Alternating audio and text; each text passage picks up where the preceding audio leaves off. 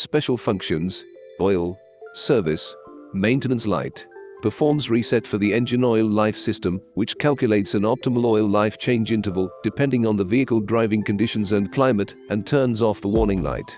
Electric parking brake. Maintains the electronic braking system safely and effectively through deactivating and activating the brake control system, assisting with brake fluid control, opening and closing brake pads, and setting brakes after disc or pad replacement, etc. Throttle relearn.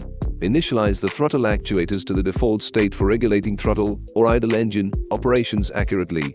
Tire pressure reset. Relearn TPMS sensors so that new sensors can be recognized by ECU. Immobilization key programmer.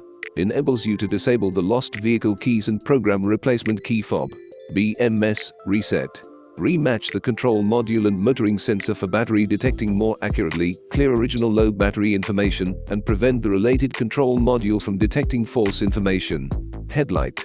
It detects the light of the environment, then decides whether to automatically turn on the headlights or not. It can also adjust the headlights in time,